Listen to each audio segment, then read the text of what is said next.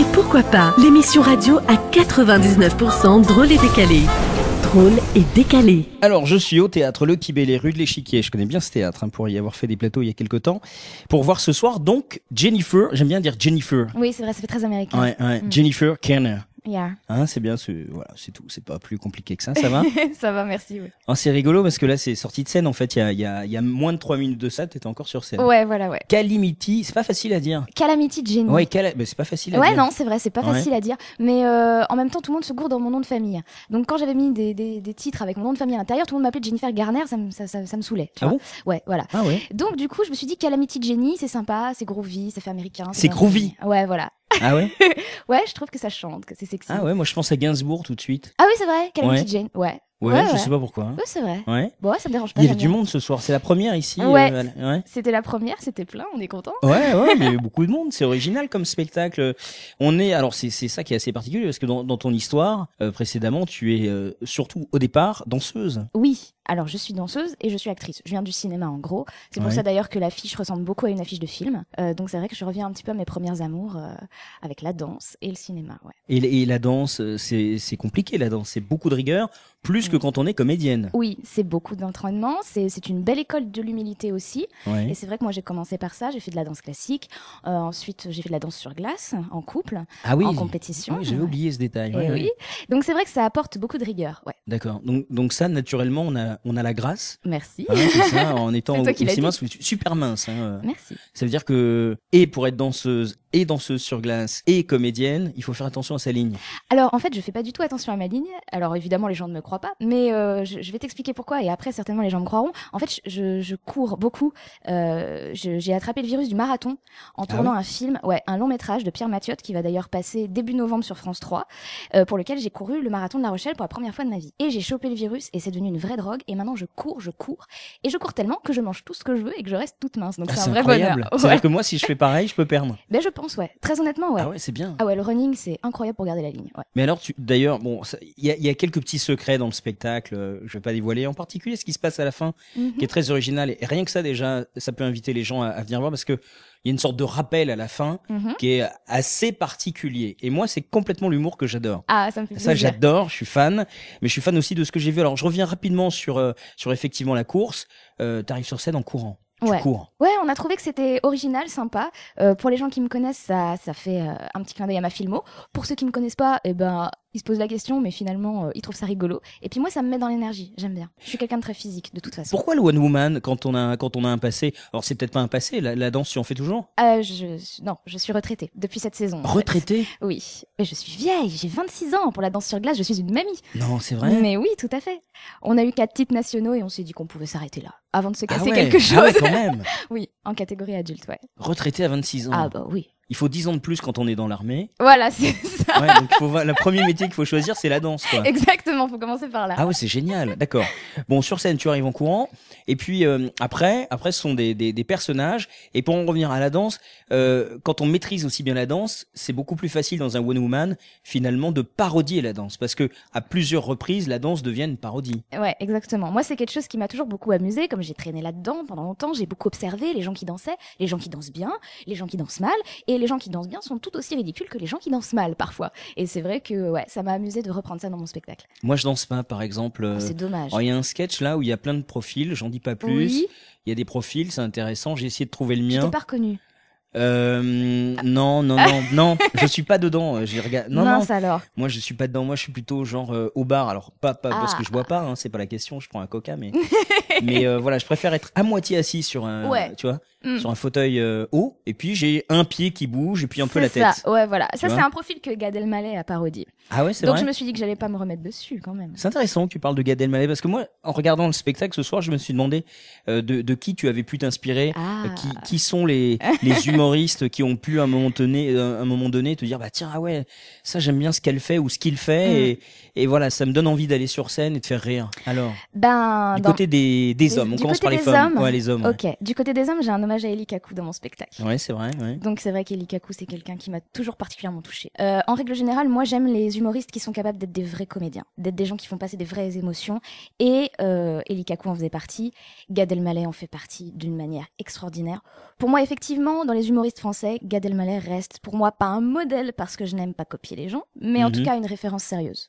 Voilà. D'ailleurs, on s'est croisés sur plusieurs plateaux de cinéma, c'est assez rigolo. Ah oui, j'ai joué avec lui dans La Rafle il y a quelques années et j'ai joué là il y a quelques mois avec lui dans L'écume des jours de Michel Gondry. D'accord. Donc voilà, c'est quelque chose que j'admire particulièrement chez lui, sa maîtrise du corps, son aspect pluridisciplinaire, il joue excessivement bien de la guitare, du piano, puis c'est un comédien incroyable. Tu joues la guitare sur scène? Ouais.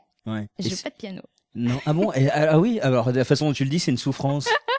Non, c'est une idée qu'on avait évoquée avec René Marc parce qu'on a un piano ici et que j'avais très envie, comme on est sur un thème un peu saloon, tu vois, de faire un petit morceau de piano. Mais encore une fois, Gad l'a si bien fait que je ne vais pas passer derrière. Oui, alors c'est bien que tu parles de saloon parce que bon, à part la tenue, je trouve pas, c'est un avis personnel, je trouve pas qu'il y a énormément de moments où on est dans la thématique qui correspond en fait au titre du spectacle. C'est plutôt, je dirais, physique. Oui. C'est plutôt voilà les performances qui sont un peu celles qu'on peut retrouver d'une danseuse dans un saloon. Quoi. Voilà, c'est ça. Et puis surtout, on a un petit côté, je tire sur tout ce qui bouge. Donc on s'est dit que Calamity Jenny, ça pouvait faire tonton flingueur. Ah oui, snipeuse. Exactement. Ah ouais, d'accord. Ouais. Mais alors, par contre, là, je reviens sur la guitare. Au moment où tu prends une guitare sur scène, tu n'es ni danseuse, ni dans le mime, et pas non plus dans le One Woman. Là, tu touches carrément le domaine des chansonniers. Oui. C'est quelque chose qui me tient particulièrement à cœur. Je le faisais encore davantage avant. C'est vrai que ça manque un peu. Avec René Marc, on s'est posé la question de mettre une deuxième chanson satirique dans le spectacle. Moi, j'ai fait les premières parties de Jacques Maillot, Jean Amadou. Le chansonnier, c'est vraiment ma base. Voilà. D'accord. C'est ce qui m'a fait commencer. Tu me demandais quels sont les Ah humoristes. oui, au Deux-Ânes alors ah non, j'ai jamais eu la chance de travailler au Deux-Ânes, mais j'ai fait leur première partie quand ils faisaient des tournées avec leur solo individuel en province. Et c'est vrai que voilà, tu me disais quels sont les humoristes qui te plaisent. Moi, c'est vrai que Jean Amadou, immense monsieur, quoi. Jacques Maillot, on n'en parle même pas. C'est vrai que c'est un humour comme ça, très incisif et très quotidien que j'aime énormément. Le neveu tient bien le flambeau quand même. Régis Maillot tient bien la route aussi. Pas mal. J'avoue que je suis assez séduite. Ouais. Mais 26 ans, retraité de danse et avoir fait autant de choses, c'est quand même impressionnant. Le cinéma, toujours, et ça, c'est... Alors, est-ce que c'est plus intéressant de se retrouver sur scène face à un public ou face à une caméra? Quelle sensation plus agréable tu vis d'un côté que de l'autre? C'est très différent. Alors déjà, le problème au cinéma, c'est qu'on est quand même un petit peu tributaire du monteur et du metteur en scène. On peut dire ce qu'on veut, on peut jouer très très bien. Si on est mal monté, on a l'air d'un couillon. Voilà, j'ai entendu Francis Huster dire ça il y a pas très longtemps et je trouve que c'est extrêmement juste parce qu'au cinéma, voilà, la star c'est le metteur en scène, c'est pas le comédien. Avec la scène, ce qui me plaît moi particulièrement, c'est le contact avec les gens. C'est-à-dire que la sanction elle est immédiate. On n'attend pas des mois que le film soit monté, puis qu'il soit vu, puis qu'il soit critiqué dans la presse pour savoir ce que les gens en ont réellement pensé. C'est-à-dire quand on est sur scène, le mec en face il rit ou il rit pas. Tu vois, la sanction elle est immédiate. C'est qu'il y a une question à laquelle tu m'as pas répondu. Hein. Tu as parlé de Gad Elmaleh du côté des hommes et tu ne m'as pas dit, tu ne m'as pas donné de nom féminin. Ah, alors ça c'est parce que c'est plus problématique pour moi. Je trouve ça vraiment super qu'il y ait une grosse vague d'humoristes féminines. Il y a plein d'humoristes féminines que je suis, que j'adore, mais j'ai plus de mal à m'identifier, à m'inspirer des humoristes féminines. Évidemment, j'ai un respect énorme pour Florence Foresti qui nous a ouvert la porte de l'humour féminin tel qu'il est aujourd'hui. Évidemment, je pense aussi quand même à Muriel Robin, qui a été une de mes premières amours d'humour. Mais c'est vrai que non, pour moi, j'ai plutôt envie de me placer dans la veine des Gad Elmaleh, des Anthony Cavana à la limite, avec un show vraiment pluridisciplinaire où on en prend au maximum plus à l'américaine, quoi. Ouais. Voilà, un show à l'américaine complètement. Calamity Jenny, quoi. Ouais, bien sûr, exactement. ce qui est le cas pour Gad, qui a d'énormes influences plutôt anglo-saxonnes. Exactement. Ouais. Et tu as plus de mal à me donner des noms d'artistes femmes. Est-ce que c'est à cause de leur odeur? Ouais, je trouve que ça sent le fruit et c'est désagréable. Ah, c'est ça. Ça vient que de ça, en fait. Ah oui, que de ça. Sinon, j'adore les femmes. Ah oui, mais tu t'entends mieux avec les hommes. Alors, il faut pas croire tout ce que je dis dans mon spectacle. Ah, tout n'est pas vrai, alors d'accord. Tout n'est pas vrai. Non, je trouve que les rapports sont vraiment différents. Les deux sont intéressants, mais riches et différents. Mais alors... Tu veux me faire développer, hein? Non, mais c'est vrai que c'est intéressant. Moi, j'ai cru, alors... Ça veut dire qu'il y a des mensonges dans le spectacle? Et de temps en temps, je dis pas la vérité. C'est pas vrai? Ouais. Pourquoi? Je sais pas, des fois je trouve ça plus rigolo. Ah ouais? Ouais. Ah, moi j'ai vraiment cru. Par contre, ce que j'ai aimé, c'est qu'effectivement, le regard sur les femmes et le regard sur les hommes, là c'est bien que ce soit une femme qui le dise, les hommes sont moins compliqués dans la communication que les femmes. Ah oui, ça c'est génial. Ça c'est évident. Ah, ça c'est un des points que j'adore chez les hommes. Ouais. On Ouais. va à l'essentiel. Exactement. Et ça c'est plaisant, c'est Ouais, ça c'est rafraîchissant. bien. Il y a des moments où tu as le sentiment d'être un homme dans ce métier, Ah, complètement. parce que c'est compliqué d'être une femme dans l'humour. C'est vrai que c'est pas facile. Ouais. C'est vrai que c'est pas facile. Déjà, il y a deux grandes possibilités quand t'es une femme et que t'es humoriste, c'est soit d'être très moche, soit d'être très belle. Et quand t'es comme moi, quand t'es un petit peu entre les deux, eh ben, t'es bien dans la galère. Un peu entre Tu les vois deux. ce que je veux Ah dire bon? Ah oui, il faut être soit très moche, soit très belle, et toi tu es entre les deux. Bah, les Ouais. gens jugeront en venant ici en fait. Exactement, il faut qu'ils viennent, Ouais. qu'ils me disent. Alors, tu jouais déjà un spectacle qui portait déjà le même titre, parce Ouais. que l'idée était bonne, donc tu as gardé le titre. Mhm. Ça se jouait ailleurs dans Paris, ce On dit spectacle. pas où? On peut le dire, c'était la petite loge. Ouais, Eh ouais, rue La Bruyère, ouais. qui est l'un des plus petits théâtres de Paris. Ouais, et c'était génial, un super souvenir. Ah oui, c'est très Ah très ouais. bien, c'est très bien. Il faut pas être asthmatique, faut Non, bien sûr. on manque oui, d'air oui, oui. rapidement, etc. C'est Et puis clair. bon, la scène ici est un petit peu plus grande, mais j'aime beaucoup nos amis de la petite loge. Mais pour en revenir à ce spectacle, il y a aussi une rencontre avec René-Marc Gage, Ouais. qui depuis 2 ans maintenant, c'est la 2e année où René-Marc Gage essaye de remettre en place ce qu'il a connu à Ouais. l'époque où lui-même a commencé sur des plateaux, des scènes ouvertes, et tous les dimanches donc essaye de découvrir des talents et va au-delà de ça, puisque ici au Kibélé, il propose donc à des artistes de se produire, ce qui est donc ton cas. Tout à fait. Et c'est oui. comme ça que ça s'est passé la rencontre avec René-Marc. Alors en fait, non. Moi, je suis une habituée de Candidator et j'aime beaucoup cette scène ouverte pour plein de raisons qu'on pourrait développer pendant des heures. Mais bon, c'est pas le propos. En fait, moi et René-Marc, on s'est rencontrés sur un projet de pièce qu'il a écrite et que nous avons lu ensemble. Et c'est là qu'on s'est rencontrés. Bah, c'était plutôt pas mal alors. Et ensuite, il y a eu Candidator. Et ensuite, il y a eu Candidator. D'accord, vous connaissiez auparavant alors. Voilà, il m'a emmené à Candidator, j'ai bien aimé, je lui ai montré 2-3 trucs. Et puis là, il m'a dit, je changerais bien 2-3 Ah, il y a trucs. quelque chose, ouais. Ah, il y a quelque chose, mais je changerais bien 2-3 trucs. Et c'est vrai, comme tu disais, son expérience de vieux de la vieille, moi, ça m'a bien aidé, ça m'a pas mal plu parce Il est encore que. très jeune, hein, faut rajouter. Il a encore plein de vie. Bien sûr, Hein, évidemment. Il monte sur scène, Évidemment. il court, il est capable de faire plein de choses encore. Bien sûr. Voilà. Mais c'est vrai qu'il a une expérience d'une époque qui était différente. Ouais. Et où peut-être on était moins dans l'immédiateté du succès et plus dans le travail à long terme. Et c'est vrai que ça, tu le disais tout à l'heure, j'ai une très grande rigueur qui me vient de la danse. Mhm. Et ça, j'ai beaucoup aimé ça chez lui. Cet aspect, on met pas 5 minutes à se faire une réputation parce qu'on passe chez Ruquier et qu'on a fait un sketch sympa. C'est du travail pendant des mois, des heures, des années, et on remet notre ouvrage régulièrement sur la table. Là, on a encore fait une captation. On va l'écouter. Tous les passages où les rires mettent plus de 10 secondes à arriver, on va raccourcir le texte, on va le retravailler, le reciseler, et ça, c'est important. Tu es passé chez Laurent Ruquier? Non, Non, tu n'as pas fait cette émission? je ne la ferai pas. Ah d'accord, ouais. Justement, quand je jouais à la petite loge, Ouais. il y a un mec qui a écrit sur moi sur Billet Réduc. Le spectacle est très drôle, cette fille est pleine de talent, mais ce n'est pas une humoriste. Alors sur le moment, ça m'a beaucoup choqué. Et puis finalement, je me suis rendu compte qu'il avait pas Oui, tort. il a raison. Il a raison. Et je vais te dire pourquoi. Parce qu'à un moment donné, je me suis posé la question.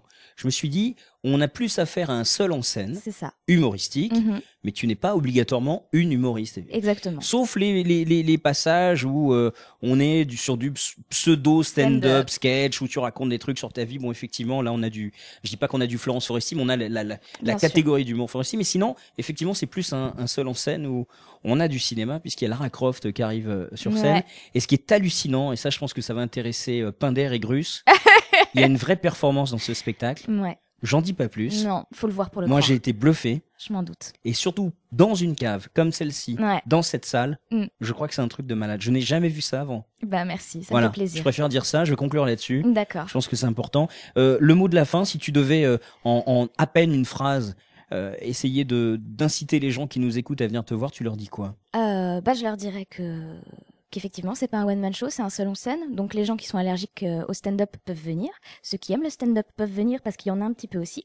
Ceux qui aiment l'opéra peuvent venir parce qu'il y en a un petit peu aussi. Ceux qui aiment la danse peuvent venir, il y en a un petit peu aussi. Ceux qui aiment la guitare électrique peuvent venir, il y en a un petit peu aussi. Ouais, c'est vrai. Puis il y a de la lumière aussi. Il y a de la lumière, il y a des planches par terre, il y a des rideaux, des pierres apparentes. Enfin, c'est super, faut venir. Ouais, et ben on fait ça, exactement. Non, mais je pense que c'est pas mal comme conclusion. Et au moment où on conclut, on a René-Marc Gage qui ouvre la porte, comme s'il avait un 6e sens. C'est vrai, hein, il arrive au moment où c'est fini, c'est incroyable. Heureusement, parce qu'il y a 2 minutes de ça, on disait du mal de cet homme, et donc je Ouais, préférais effectivement heureusement, qu'il soit pas là. Mm. Mesdames, messieurs, maintenant que René-Marc Gage vient d'entrer dans cette salle, nous allons donc nous taire. Je crois que nous avons dit l'essentiel. Hein. Pas mal de choses. Votre nom à vous, c'est bien Jennifer Garner. Ouais. Et le nom de votre spectacle, que je n'arrive pas à dire parce qu'on peut se tromper. C'est Calamity Jenny. Ah voilà, ça c'est beau, ça c'est bien. Moi j'adore les gens qui ont du talent. Et vous avez du talent. Oh merci. Vous avez remarqué, je vous vois et je vous tutoie. Je fais un peu n'importe quoi dans mes interviews. Ah oui, c'est sexy. Je trouve infiniment. Ah, c'est des années qu'on m'a pas dit que j'étais sexy. J'adore les gens qui vous voient. Ah oui. Je trouve ça très érotique. Là, vous avez eu les deux. Ouais. Non, mais c'est sympa. Ah, il s'est passé un truc là. Tu vois, je me détends et je m'émoustille ouais. et je me redétends. Ouais, c'est très agréable. Exactement ça. Je vais appuyer sur stop parce que je pense qu'on a d'autres choses à faire On a maintenant. plein de choses à se dire. Puis comme les gens ont de l'imagination, ils pensent ce qu'ils veulent. Merci Jennifer Garner et à bientôt. Merci à toi. Pourquoi pas, l'émission à 99% drôle. Et oui, on ne peut pas rire de tout. Et pourquoi pas